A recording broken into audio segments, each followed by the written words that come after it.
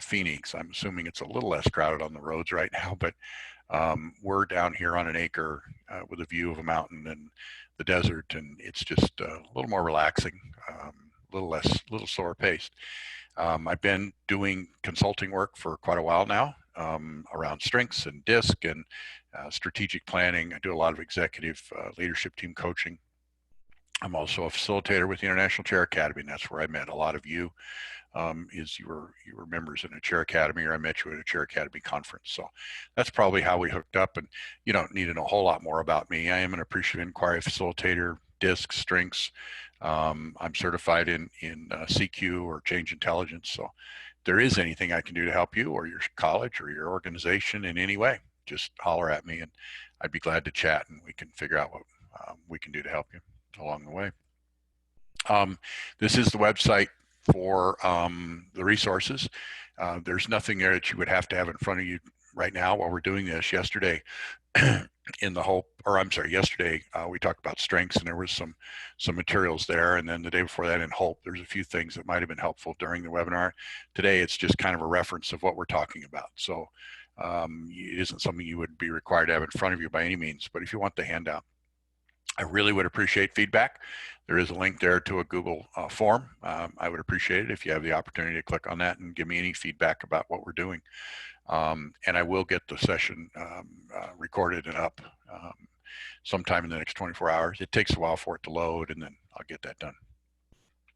I think most of you already have done this that can. A couple of you can't. You have bandwidth issues, and I understand. Having your web camera on is important, and it's even more important for this session because that's what I'm going to suggest very, very strongly that you do with your followers and your employees.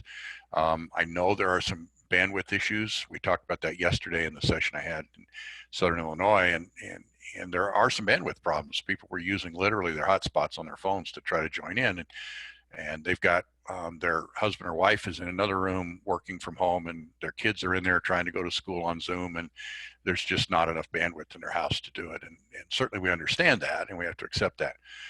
But part of what I think you're going to hear me say today, and we're going to discuss, is the idea about community and connecting people and some of the issues that people are having. Being home, not by choice. That's the difference between managing remote virtual workers normally and how it has been, and how we are doing it now is that a lot of people are doing this not by choice rather than by choice. So I'll present a little bit. You certainly jump in where you want. There's a poll in here in the middle, and then we're going to have a breakout session where we can actually have some conversation. And with this group, we'll do that, and then we'll come back and share some ideas as a large group, because it's a small enough group. I think we can manage that pretty well. This is my take on things right now, is that everything's changed. Everything. There's very little that's the same as it was 2 months ago in so many ways. We are home. We are homebound. For those of you that have kids, your kids are home. I'm guessing a lot of you did not connect with your partner, whether it's a partner or a marriage or whatever your relationship is, that you did that so you could have lunch with them every day. That was probably not your original intent, and now you are. You're having those fried bologna sandwiches we chatted about the other day. So things are changed. They're different, and there's some adapting to that.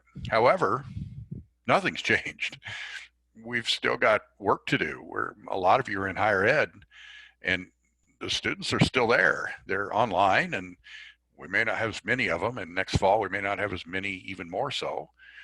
Some of you are fighting some tremendous budget issues. I know there's at least one of you here from Alberta, and you know the financial situation up there is not good for higher ed, and it's going to get worse probably.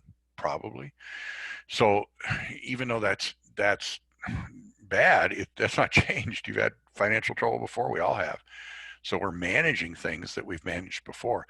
We're just having to do it in a different atmosphere and different thing. But as a manager, you're still a manager. You still manage people. And in all of the research around employee engagement and how managers manage, there's an awful lot of discussion about employee actually engaging those employees. Those of you that have connection to Q12, I know up at SAIT, we're doing Q12. Some of the rest of you had some experience with that, or read the book 12, the Elements of Great Management, and know that those things are still there. People still need to know what's expected of work every day. They need an opportunity to do what they do best. They need to be connected to the mission of the organization. All those things that are true about being a great manager are still true. There's a difference, though, maybe in how we do it, and maybe even how our employees are feeling right now, and how we work that. And that's what we'll talk about today. But we're not reinventing the wheel about management. We're just having a conversation about how we might do that differently in this environment. The other thing I think, and I'm believe this more every single day that I chat with people online, is that this isn't temporary. And I don't mean, gee, when are we going to come out of this? Because there's a lot of that. When are we out of this? I can't wait for this to get over. First of all, it's not going to get over. We may get over this virus. There may be a vaccine. There may be all those things are going to happen. We just don't know when. But it's changed the world. I have had conversations with folks that were not tech happy. They weren't tech people. They could do it, but it was never anything that they loved to do. And suddenly, being forced into that environment, they went, this isn't that bad. I can figure out how to work it. I can do some things I couldn't do before. And I even had somebody say to me, you know what, I can now hire people that are geographically limited to coming to work every day. And I can hire experts that I didn't feel like I could use before because they're good at their job, and a lot or all of their job they could have done this way because look, we're doing it. Now it's good and bad to that, but the point is, I don't think these things are temporary. I think a lot of what we're doing is changing the way we're going to do business in the future. And so don't think of them as, gee, we just got to get through this for a couple of weeks. You're going to be managing differently from here on. But I also believe in all that negativity, maybe, I hope it wasn't too negative because I don't feel that way. We go back into that concept of hope that we talked about on Tuesday for those of you that were with us. This is an opportunity. There's an opportunity to do great things, as I just said, an opportunity to hire people. Maybe they're geographically unable to get to the same location. An opportunity to understand online education better. I worked at a college for a long time, and I taught online almost exclusively the last 5 years that I taught, but it still wasn't supported. We have a teaching award there, the Distinguished Teacher Award annually, and it's a big deal. You have to be nominated and reviewed by a committee, and they come in and watch you teach, and I mean, it's a big deal, right? A year and a half, 2 years ago now, the comment was made, well, we had somebody nominated that only teaches online, but they're not eligible because that's not teaching. And that's our faculty that said that. Well, that's not true anymore because now they're all teaching online, and that was changed. I mean, there was a discussion around that, and that's not what happened, but there was still that feeling. And yes, there are some things that we can't teach online as well. Yes, there are some things we're going to have to adapt to, but I think you're going to see a greater impact of online education, and the quality is going to go up, and the people that know how to use it is going to go up. So that's a great opportunity. As a manager, my observation is that either things have slowed down a bit, and I understand some of you, my son, and I use him as an example a lot because he's has a fairly reasonably leveled job within Adidas as a corporation, and his wife also works for that organization. And they have a 5-month-old and a 6-year-old, and the 6-year-old is trying to go to school online. He probably knows more about Zoom than we do, but he's a wild man. He's got a lot of physical activity to him, and the 5-month-old needs feeding every couple of hours, and they're trying to work from home. And if I told them that I thought things slowed down, they just laugh at me. And I get that. But I also feel like either we're more efficient this way, and there's a lot of research that says that, by the way, that remote workers are more efficient. They get more done in less time, less distractions, less all kinds of things. Well, if things have slowed down a bit, and all I mean by that is maybe you're not commuting, you're not taking an hour and a half to go out to lunch all the time, which is bad. You should have those social connections, but there are things that are different, and so you've got a little more time. You just got to, people are talking about, wearing out Netflix because they have so much time on their hands. Well, That's not all of us. Trust me, I feel like I'm as busy as I ever was, maybe more. And part of that's obviously all by choice, doing some of these webinars. But things have slowed down a little. Well, here's what that does for us as a manager. Gives you an opportunity to build deeper, more knowledgeable relationships with the people, your followers. It has an opportunity to have one-on-one conversations in a format that you've never had before. You have an opportunity to work with your teams in a way that maybe you haven't before, that you can hold a Zoom meeting, and again, I use Zoom. It's almost like we use Kleenex and Coke. I've used WebEx for many years and switched to Zoom here recently. I still use both just because it's what everybody's using and it's easy for them to understand.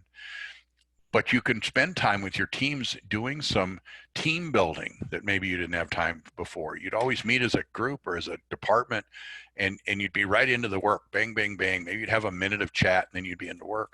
Well, what if you took this opportunity for your entire team to take the Clifton Strengths Assessment and then work through their strengths? Or if they've already done that, then how about having that team spend a few minutes at the beginning of a meeting talking about their strengths? But have some, and I say team building, I'm not talking about a ropes course, okay? I'm talking about building shared purpose, which is one of the keys to great strengths-based teams, is that the team has to have a shared mission and a shared purpose. Well, what if we spent some time, purposeful time, to either creating that or validating that, making sure that we're all on the same page for the same reasons, right? And that discussion can be extremely valuable. I do a lot of work with Lynn Cioni, work around 5 behaviors of cohesive teams. You don't have to use their assessment in order to the Wiley DISC assessment to do that, but it's powerful. It's a great tool.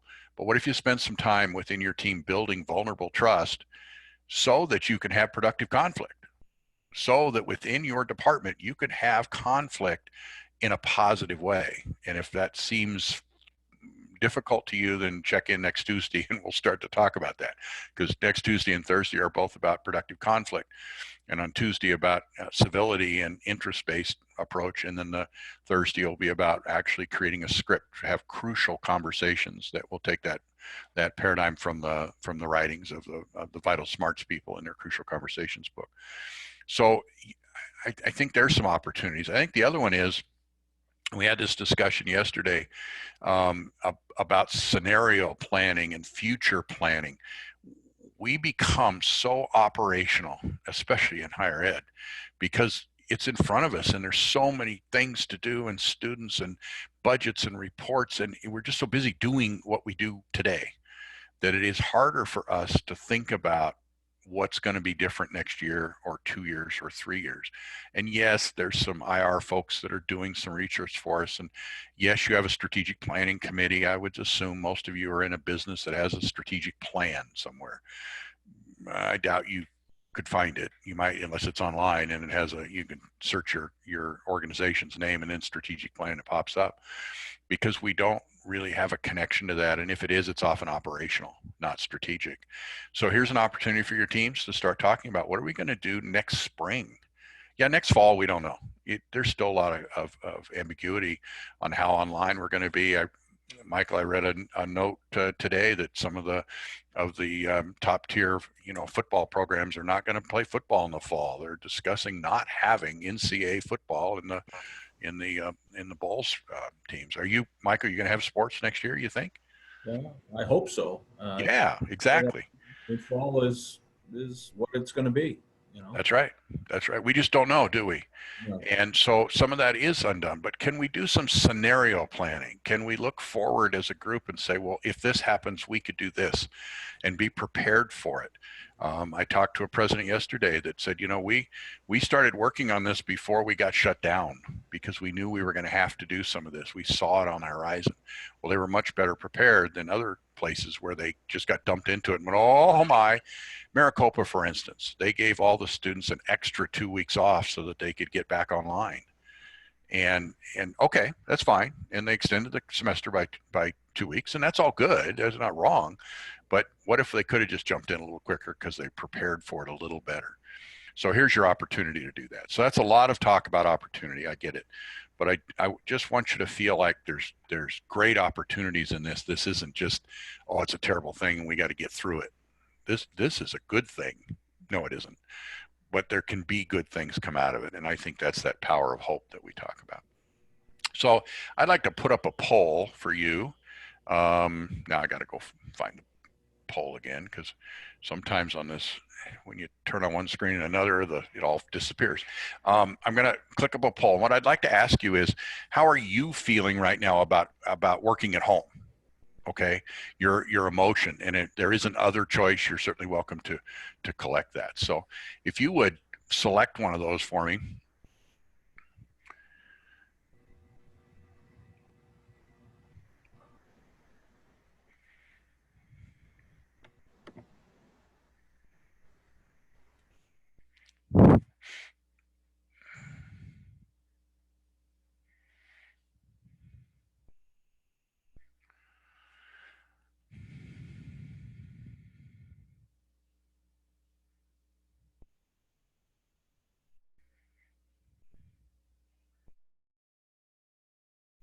Most of you, I think we have 14 out of 16. So I'm going to end that and share that.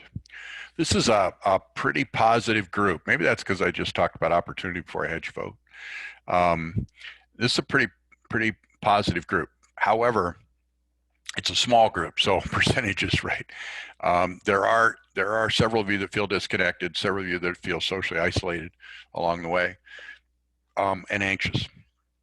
I think what my experience online, talking to people and doing this poll now in most of the webinars that I'm doing, is what we're finding is, and the research says this as well, about remote workers, even before the COVID issues, is that it leads to feeling socially isolated. You normally are at work in your office and people are walking by and you're waving, or you're out in the hall and you're going down to the copier and there's somebody there and you say hi and you move. And now suddenly you're not doing that. And that's much harder for some than others. But I'm going to tell you, those of you that are strong introverts that say, I just sleep in my office with my door shut, nobody bugging me, are still going through withdrawal of that social connection. Gallup has some great research in their well-being, the 5 elements of well-being book, about the impact of social well-being and the number of social contacts we need to have within a day in order to have and measure high on a well-being scale. And it's a significant number. Now, it can be like this, it doesn't have to be face-to-face, but we get isolated in our homes. And I want you to remember this. What we're talking about here is that these are your workers, not just you. These are the people that are working for you. These are your teams. These are your direct reports. These are your colleagues that are feeling this way. And I'm going to suggest, I'm guessing many of you here even today are not reaching out to them because you don't want to bother them, because you're afraid it's going to seem like I'm interfering with them, and I don't want to make them talk if they don't want to. And I know I don't want. And in fact, you're not. You're doing the same thing. You're not reaching out to somebody saying, "Hey, I feel a little socially isolated. I need a chat today. Can you just chat?" So I wonder if you have an opportunity here as a manager to impact this. Guilt didn't show up as high on this as it does in some. There are workers with high responsibility genes in them that have gone to work every day their entire life. They work 8 to 10 hour days. That's their life. And now they're home. And there's some guilt that they're not at work, some strong feelings of guilt that they're not at the office contributing, or they're not in the classroom being able to contribute to students as much as they were. And then there's a real fear of being afraid of being left behind, because it's very hard to have the same kind of I'm going to call it even a gossip tree, right? The information doesn't spread the same. Now, that wasn't always a good thing, but there was enough of that chain of playing telephone around a college or around an organization that people, just kind of felt like they got a feel for what was coming or what was next. And now you only hear from somebody if they happen to call a Zoom meeting and tell you have to be there. And other than that, you're sitting at home and you're trying to homeschool your kids, or you're trying to find, the next Tiger King to watch on Netflix. By the way, that was 7.5 hours of my life I'll never get back. If you haven't seen it, it's something. Anyway, that was, I'm not sure that was an endorsement or not, but it is. Yeah, it was pretty interesting. So let's keep in mind that that those people around us are feeling this way. There are some that are excited and see the hope and that's why we come together, because we can share some of that. So those of you that are excited and happy and this is a good thing and it's working out well for you, then maybe you can share that kind of energy, and that's that contagion we talked about with hope. You can be very contagious with that along the way. But your workers are not just at home saying, "Oh, it's so nice to work in my pajamas," or that one police department yesterday put out the tweet or whatever that said they're warning everybody they have to wear their pants to go pick out their mail from the mailbox. We think that's funny, and it is, but people aren't all happy about the fact that they can stay home in their pajamas all day. I do a lot of reading, and one of the authors that I've read for a long time was Margaret Wheatley, and some of you know some of Meg's work from either hearing her at the Chair Academy conference or seeing some videos or something in the conference or in the sessions. She has written or did write a pretty good essay around fear, and she wrote it right after 9/11. And I don't think there's much difference than what she wrote about in what we're going through today in many ways. And that is that there was, and here it's even a longer term, I think there's this great uncertainty. And we just mentioned that Michael and I were talking about his athletic teams, and I don't know, we hope many of you are saying, are students going to be back in the classroom in the fall? I don't know. I hope. Are we going to lay people off? I read Ken Steele's stuff, and I know there's not all of his stuff is perfect. I get that. He's a Canadian higher ed writer that puts out his blog every day, but he's talking about the number of furloughs that have already happened in higher education in Canada, and we're starting to see it in the States as well. And it so what's going to happen? We don't know. I don't know if I'm going to have a job. I don't know if I'm going to have, right? How am I going to pay the bills? My sister got furloughed. She works for the Harlem Globetrotters. She got furloughed. They can't play basketball. They can't. They own all the Smoky Mountain and Dolly Parton, Dollywood's, and all that, and they don't have amusement parks right now. So we have that uncertainty of what's going to happen, and that leads to fear. I'm going to suggest, as I said earlier, remember I said nothing's changed. This is the number one concern in workers in any industry, in any organization, is fear of the future. That's what leadership is about, is helping people get a clear, concise, positive image of what their future can be. And great leaders not only design that collaboratively, but then they communicate it and they sell it, so to speak, that there's a really clear vision about what we're going to do and how we're going to do it. And that lowers that fear level in people, whether they're in the middle of a COVID time or not. That fear is real. When people have fear, here's what happens. They withdraw. They get into that lower levels of Maslow's hierarchy, and they start to focus almost all on themselves. Where am I going to get my toilet paper? Where am I going to get hand sanitizer? Is my elderly mother going to catch this? Or that old guy that hosted that webinar, because he's old too. And, we start thinking about who can catch this and who can't. And am I going to have a job? But you get very self-centered in your thinking.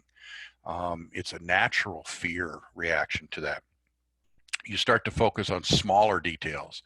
It's much harder for you to think about big picture. That's why I encourage you and will encourage you to think about big picture with the people around you. Help them overcome fear by thinking about the future in ways that they can have an impact on. Remember, again, I know some of you weren't there, but on Tuesday we talked about hope being a belief that tomorrow can be better than today, and that you have an impact on that. You have the ability to make that happen. Well, let's help our employees feel like they have part of the future in those discussions along the way. They find it difficult to work together with people. And again, this is why you as a manager's job is to bring them back together and let them work in a community again when they feel isolated to do that. I read an article the other day about people getting cabin fever, and one of those was anger. One of the reactions to that was quicker movement to anger because of the frustration that happens. And, who are you going to take that out on? Well, if we can give them an opportunity to vent a bit Maybe we can break some of that. Maybe we can allow them an opportunity. How many of you go down? We talked just about going down to the water cooler, right? What if you have your own virtual water coolers and there's a chance to go down and just complain about stuff, right? Because that's what we do. I mean, I don't mean we're all negative, but we go down. Oh man, what a tough day I had today. I got this student that did this, or budget, so I don't know. And you just have somebody to chat with about those things. And I think manager's job is to help us do that along the way. So what Meg says is the solution is that we're in this together, and the solution is about relationship. And if we really believe we can rely on each other and we're in it together, there's some togetherness. I think we did have some of that after 9/11. Maybe that's because we had a common enemy and we're not necessarily grabbing that with the virus because it's harder to put our hands on. But at that time, if you remember, our leaders didn't know what to do. There's that picture of George Bush standing in the rubble there, and he basically didn't say this is what we're going to do, but there was a sense of let's come together, ness. And that has nothing to do with politics, by the way. Trust me. It is just that those were the kind of images we had. Remember when the Yankees played again fairly shortly after 9/11, and it brought people together again. And we're not right now able to do that in the same ways. So maybe the manager can help us do that. We are in this together, and that's why I'm doing what I'm doing. That's why I'm sitting here in my office at home and chatting with you, is because I do believe we're in this together. And if I could be part of that for you, then I want to do that. And you being on the screen right now is part of that for me. There's no doubt. So here's the core of what we're going to do. We're going to talk about a little of this, and then we're going to have a chance to chat and break out. But again, interrupt along the way if you've got some ideas, or drop something in the chat room as well if you've got some ideas that we're not talking about here. The paradigm I'd like to use to help you kind of come up with some tools, for actual tools you can go back and do, is around the 4 tenets of great leadership that come from the Strengths-Based Leadership book by Tom Rath. But I think it applies to managers and applies to life, applies to a lot of situations. So what I'd like to do is talk about how you as a manager can build these 4 tenets that build a culture of trust, compassion, stability, and hope. And if we could build those 4 things, people will follow you and they will feel less anxious. They will feel more connected to the future. And some of those things that we noticed in the how remote workers feel will be dissipated a bit, and they'll be more productive in the long run. And that's also what we want. Don't we want our folks to be ready to come back to work when they do come back to work, right? And people that are completely withdrawn and get disconnected, it may be harder for them to come back, whether it's in August or July or June or May, or I know Maricopa is planning on opening on May 11th. Cross your fingers, but we'll see, right? I'm being hired as an adjunct, so I have to go in and show my passport to somebody on between May 11th and May 13th, because you got to do that within 3 days of them opening again, so I can make sure I'm a citizen and my I-9 is good. So that's going to happen in May, maybe, right? But we just don't know that. So let's talk about some of these things and see if we can alleviate some of those anxieties and some of those fears. First on my list, and maybe this is because of who I am, it's kind of how I operate, is trust. I think one of the great things that we can do is to build some sense of trust in our followers, and so that they believe what we say and they trust that we have their best interest in mind. That takes you being intentional. That doesn't happen arbitrarily. It happens because you set out a task to say, I am going to build trust. And now how do I do that? And you have very specific ways that you feel like you can do that. They are not looking for heroes. They're looking for leaders. They're looking for people to say, let's figure this out. We are in this together. They're not looking for somebody to say, well, I've got all the answers. So being vulnerable to them is important. They need to see other humans in the same situation they're in. And I think as a manager, sometimes we feel we have to be the strong one, right? It's kind of like parenting. We don't want to expose our children to something. We'll shoulder that, right? And that's true when you got a 6-year-old at home or a 12-year-old even maybe, and we measure that.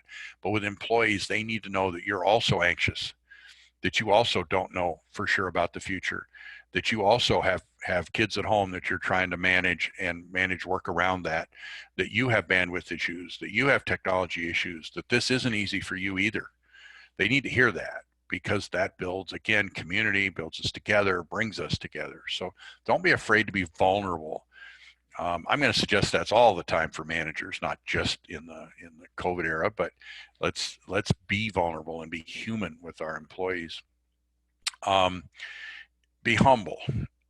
Again, they're not looking for heroes. They're just looking for leadership. They're looking for people to be, to bring them together and give them some thoughts around hope and compassion and stability, which is what we're going to talk about. I think part of this is also transparency.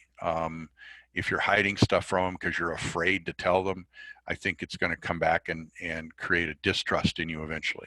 So try to be as transparent as you can. Obviously, there are HR issues you cannot be transparent with. I understand that.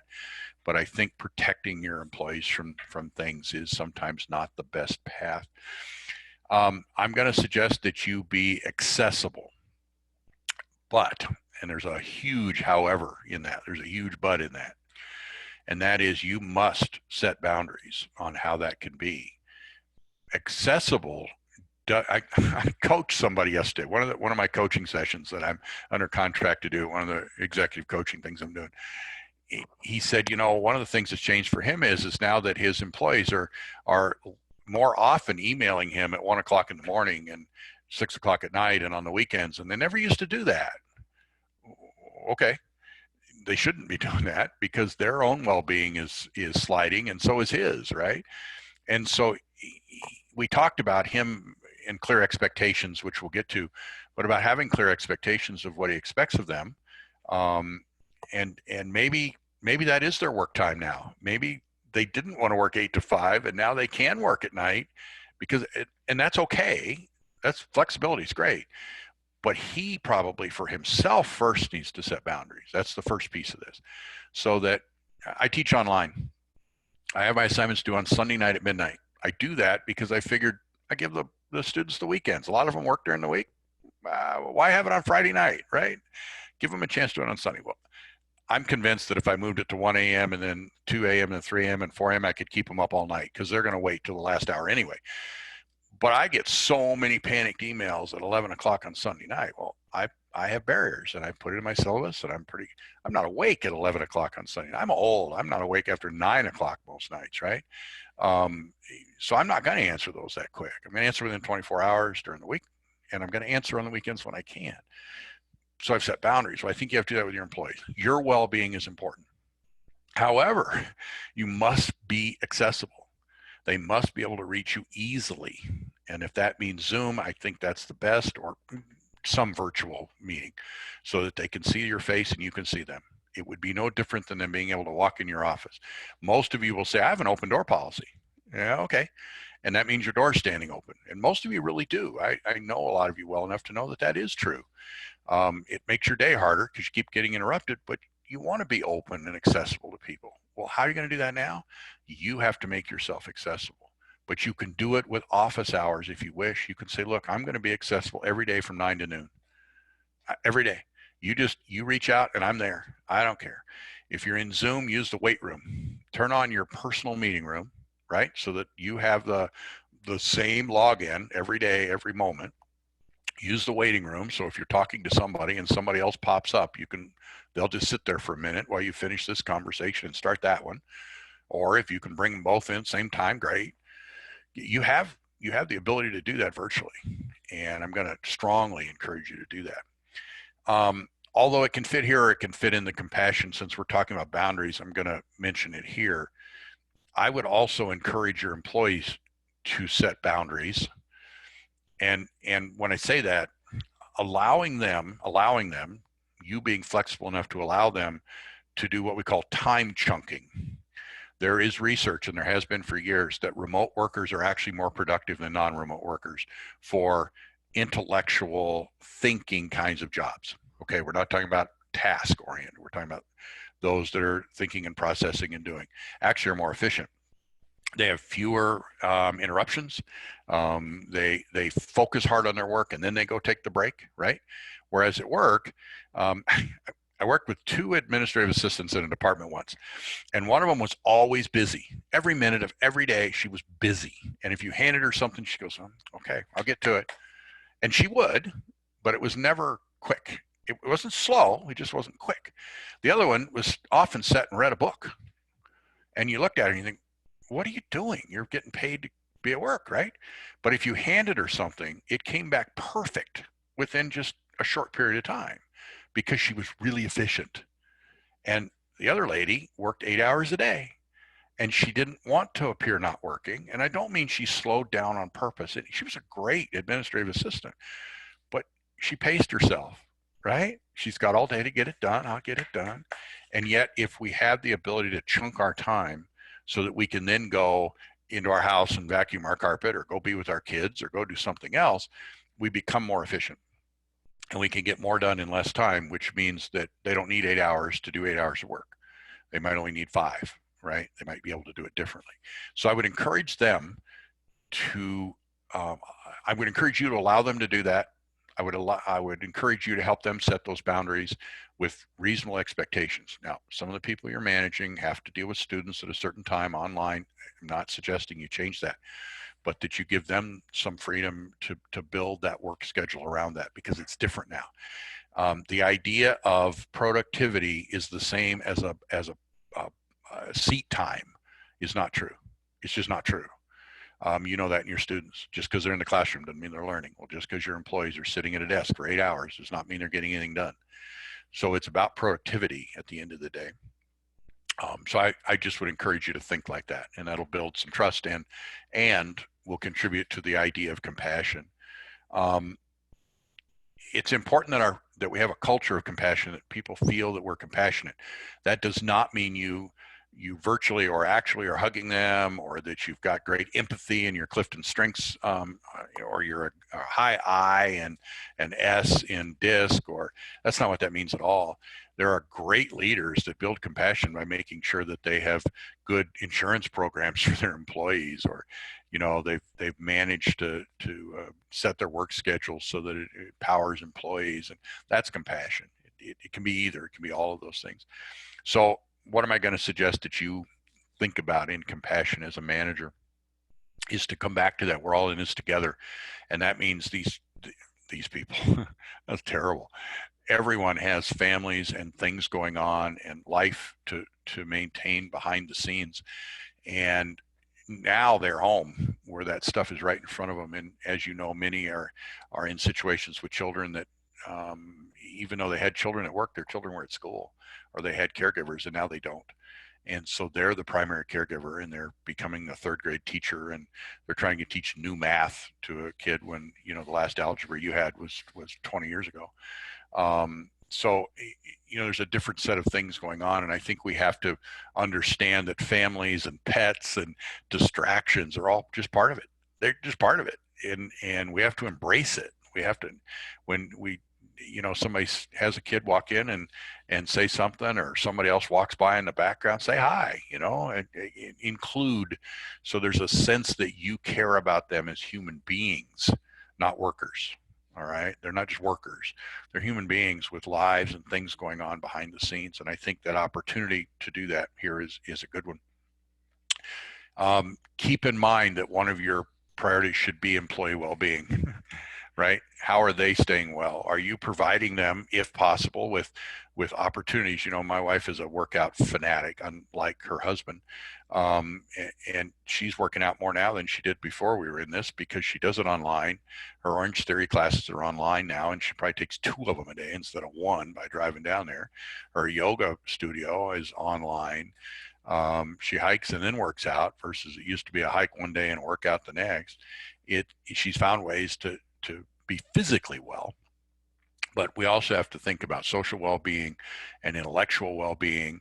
So are you providing professional development opportunities? Did things like what I'm doing here, maybe, but things like this, are you sending those out? Are you inviting them? Are you encouraging them if they have some time?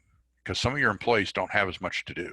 They just don't. The job just doesn't. We were talking about a hardware person at a college the other day that is responsible for most of the hardware stuff in technology, right?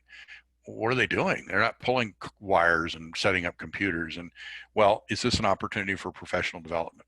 Right? Is this a chance for them to get even better?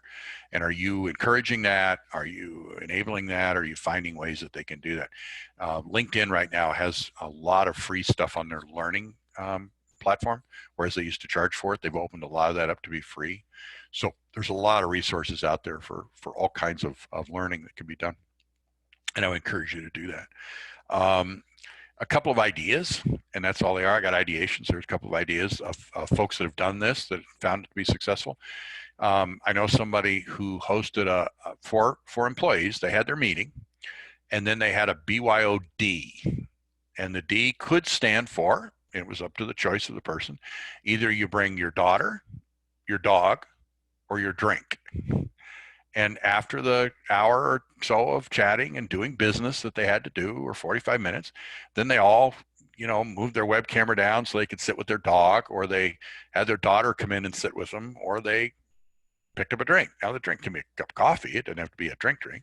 Obviously, there are some happy hour times too. And you used to, once in a while, you'd go out with folks after work. And now we're not doing that. Well, why not? Well, you host it. And I don't mean you host it with this big encouragement that everybody, has to drink alcohol, but you certainly can set up social connections after work. And by that, I mean, it's part of the end of the meeting, right? So they're already there, and you can say, okay, if you have to go, you have to go. But what I'd like is everybody to have let's bring your drink to the meeting. My son used to go to coffee. He lives in Portland, and if he wanted to talk to somebody in some deeper way and not be interrupted, because they have a lot of cubicle stuff, so it's harder to get that privacy, they'd go to coffee. Well, in Portland, as you know, there's a coffee shop on every corner, right? There's more baristas there than there is anything else, and so they would literally just walk down to a coffee shop and sit and chat, whether they drink coffee or not. Well, what if you did that? What if you called up and had a virtual coffee with one of your employees you want to chat with, and just tell them, bring your cup of coffee, or bring your hot chocolate, or whatever you're drinking, and let's chat, and one-on-one, and it changes the atmosphere a little bit for you to do that. A walk and talk. You can get Zoom and all this stuff, or FaceTime, or there's a lot of options on your phone. Some of you, I don't think anybody here is doing it because it doesn't look that way, but yesterday we had some folks on their phone. Use your phone and take a walk. Go out and walk. You can walk the neighborhood. We're all doing that. Some of you are where you have to wear a mask to do that, but you can still talk. So maybe go out and have a walk with them. Say, let's go take a walk. And you both go walk. And it sets up a social connection differently than it might be by just saying, well, we're going to talk once a week and it's all going to be business along the way. Okay. Make sense? Treat them like humans. Think of them as humans, and remember that you're a human too, and we're all in this together. Stability. I think there's some really important stuff here, and this is the business part of it, right? We've kind of been, trust was about the leader, the compassion sort of about the employee, and how to have a human connection. This is about business. You need to have consistency.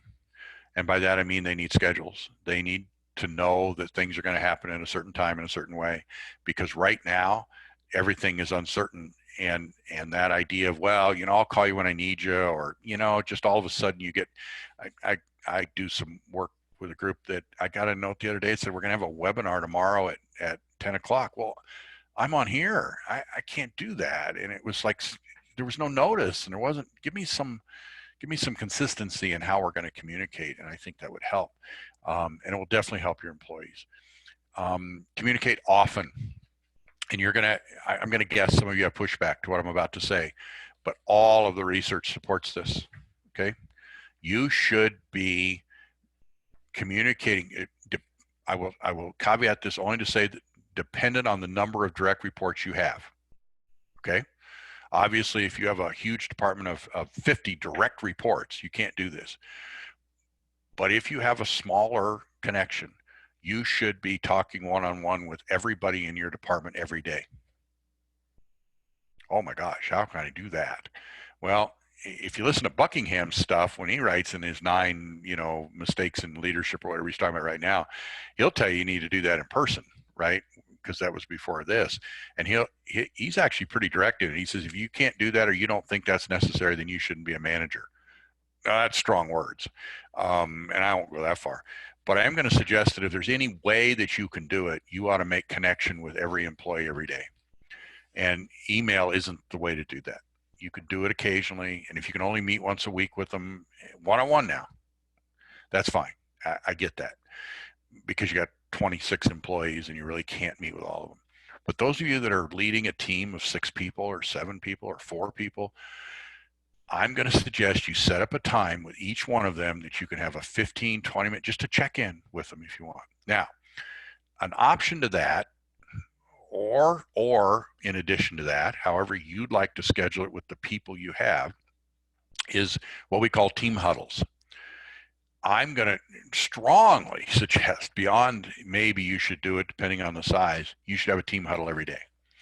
And I would suggest you either do it earlier in the day. I don't mean bright, you pick the times in collaboration with them, but it's every day at 9 a.m. or every day at 3 p.m., right? And here's the agenda. The agenda is, what are you going to work on today? How's the day going, right? What do you got in front of you? What are you struggling with in life and at work? And how can we, this team, help you? And if you can ask those 3 questions every day at the same time to the group around the table, I would just start in the corner and I would say, Karen, tell me about how your day is going to be today, and how you would, what we can do to help you out, right? Priscilla, why don't you tell us yours? Vicki, why don't you tell us yours? That's the order you're at in my little screen here. And just literally go around and have a conversation. I think what you're going to find several really powerful things. People are going to feel better connected, more so than they ever felt when they were at work. You are going to learn more about what's going on in the department and in your team than you ever learned before at work. And you're going to find collaborations within your team that they hadn't been able to make before. Because Karen, you're going to say, I'm working on this and this and this, and I'm struggling with this. And Priscilla, you're going to say, well, I know, I got an idea, or I got a way I could help, or I know somebody that could help. And suddenly there's this connection, and there's partnerships and collaboration. Because during these times, some of us are busier than we were, because this whole technology thing is more cumbersome for advising students and doing some of that work. And on the other hand, some of you are less busy because the things you were doing are more efficient, and you can get them done quicker, and you're in and out, and you have a little time that you can help someone. So the team huddles are critical. Now, either one in the beginning are fine. I think one of the things about the end of the day is you can connect that to then that little social connection, right? You can kind of say, okay, let's all now just chat, show me your dog or something. But you have to decide that amongst your team, whatever works best for you along the way. I might consider having each employee bring a topic if you want to that. So just go around, it's Monday's going to be yours, Tuesday's yours. Just bring something you want to chat about. It can be about anything. If they want to talk about Tiger King, let them talk about it. I don't care. Or you can limit it to work, right? But engage them in creating the conversation as well. That shouldn't take you long. That's a 30-minute kind of conversation, depending on the size of your team, of course. That whole thing shouldn't take you more than 30 minutes in the morning, but it's a touch. It's a touch, and I think that is so critical to keeping them engaged and socially connected with the organization and with you. I'm also going to say this is that opportunity to have larger, and I mean longer time, deeper, more conversation, team meetings, weekly, monthly, I don't know. But I do it with some regularity. And this is when you can do the team building. This is when you can do planning. This is when you can have deeper conversations. I'll give you a strong tip about virtual meetings. When you're going to have your committee, your team, your department meet, one topic per meeting, one deep topic, one big topic per meeting. So let's say you've got 4 things you need to talk about. Talk about one of them, put it on the agenda, talk about it. Have a remember, employees are engaged when they feel like they have been heard. They do not need to help make the decision. They don't get to vote. That's not what we're talking about. But they will feel engaged if they feel they were actually heard. I don't mean they got a chance to talk. I mean they were heard. So you have a topic, you have a discussion, you're planning, or whatever it is, one topic, log out. Even if you're going to log back in 30 minutes, separate them. Because sitting in front of the screen for 2 or 3 hours, or an hour and 45 minutes, or even an hour and 15 minutes, like we're probably going to do, that's hard. So chunk it up. Okay. One good topic, give them a break, bring them back. If you can do one a day, that's great. If you can do one now and an hour later, that's great too. But those big meetings, chunk them up a little bit. Okay. Again, make sure that people are on video whenever you can. This could be project review. This could be, again, team building, future planning, all those kinds of things. All right. Here's another one that is critical. I remember stability is one of the critical ones, and that is that you have to remember management is management, and number one on the list, number one on every employee engagement survey in the world that is worth its salt is, do people know what's expected of them at work every day? And that's hard enough when they're working and you're around them. The question to ask is, what do you think you get paid to do? And when they answer, and in your head, you're going, what? You're not, you're not together. So collaboratively, which means you have a discussion around it, clear so that there's no ambiguity to what's expected, and aligned, which means aligned with the outcomes of the organization or the college, right? Are there expectations? Well, right now that's up in the air, and you've got people at home that think you expect them to be available to you on a computer sitting in front of their desk for 8 hours every day. And you got others that think all you expect is that you're around when they call you, and they're going to stay in their pajamas and go play with their kids unless you call them. They don't know what you expect. And I think that's changed over time. A president that I work with said a few weeks ago that he wanted to know how he was going to hold everybody accountable to working all day, to working their 8 hours that they're getting paid to do. And I kind of suggested that maybe that's not what accountability is right now, and it's different than that. Well, yeah, but they're getting paid, and it's public money, and yeah, you're right, and that's all true, and I wouldn't let people off the hook, and over time, that has evolved for him. And there's no doubt that now he is fully aware that people can get their work done if the expectations are clear in a different kind of format. And so I think it's really important that you have those discussions and make sure that what you expect of them, if you think they need to be there, then tell them that, or have a conversation about that. If all you expect is them to get this and this and this and this done by a certain date, then make sure that's clear. If they're struggling to find stuff to do, then help them figure out how they can have professional development and partnerships with other employees to get stuff done. Okay. And then last, maybe kind of a light one, is make sure you've got the resources for them. And sometimes that's right now, that's technology, right? Vicki, we laughed yesterday that I told somebody at Vicki's college that they need to go buy a huge box of webcams, because once they go back to work, there's no web cameras on their desks, right? They got web cameras at home now, but none of them have them at work.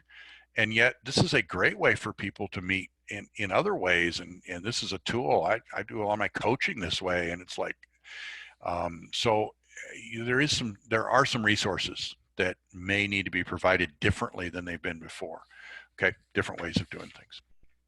All right. Last topic. And then we're going to open up and have some chats here. Hope. Those of you who were here Tuesday heard me talk about that. I got some really varied and positive feedback about that. So I appreciate that from some of you that were there, and others that maybe we touched a chord with some people, and I think that's really good. For us as managers, I think the key for us is to create that community, right? Is connect them. We've kind of talked about all that already. Meetings on a regular schedule, use their face, use web cameras, have some little social connections, give them an opportunity to be human and talk, help them set goals. Right now, it's very hard. You remember, they're withdrawn. They're in Maslow's. They're down at the bottom, and they're climbing up, but they're still down there. And it's you push them up, get them up to start talking about goals. Maybe a goal is professional development to get better at online education, right? I don't know, but help them set some goals and help them work towards some things that they might have an opportunity to do. Plan for that future along the way. Um, One of the things that builds resiliency for those of you that were, again, I know I'm referring to Tuesday a lot for those who weren't there, but we talked about hope having future and goals. And we also talked about it having an agency or self-efficacy, the belief that you can, and then pathways, which is the resilience, the overcoming barriers, overcoming problems. And that's where our students often get stuck. Well, employees also get stuck there sometimes. And where you can unstick them in that case is the idea that managers are coaches. You treat them like you are a coach, right? Feedback is coaching. So if you were in an athletic arena, and we'll use that as the example first, if you're in an athletic arena and a kid's out there and he's not shooting his free throws very well, would you just go out and scream at him and tell him he's got to darn well do free throws better? I want you in here and practicing for 12 hours a day and then you walk out. No, you'd go over and say, hey, hold your hand like this, try this, here's your head. Okay, now show me. You'd coach them, right? Well, with employees, sometimes we just say, you got to get that done. You're not getting it done right, or you're not doing this. We're not giving them the kind of coaching feedback that they need. Now, that does not limit the accountability. That's a separate piece, right? It's about expectations, coaching, feedback through coaching, and then accountability. But we have to be good coaches. And if we can do that, we can help them learn how to overcome barriers and how to get through it. And sometimes you can help them solve it, and sometimes you need to encourage them to figure out how to solve their barriers. But coaching is the way to do that. Okay. Um, so here's what I'd like to do. There are 11 of you left. We had 18. We got to 18. We're at 11. I'm going to put you into a breakout rooms for, what do you think? 10 minutes or so. I'll check in on a few of them and see. And I'd like you to think about this question, and you can talk about whatever you want in that room, of course, is how are you right now, and maybe how will you, what did you think of maybe from this, that'll help you build that culture of trust, compassion, stability, and hope in the people that you work with or that work for you, either one of those um, ideas, either one you can um, that you want to talk about. It doesn't matter which you are. So let's see, if I do 3 people per room, does that sound okay? They give you a little chance to chat with each other. It's random, so I don't know who you're going to end up with. I'll check in on the rooms because there's only 3 rooms, and I'll check in on them and pop in and out and listen a little bit if you have questions or anything, okay? So I'll see you back in about 10 minutes. And you should get an invite here.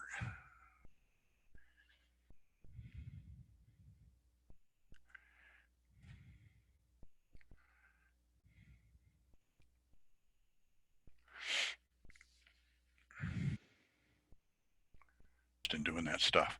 So I will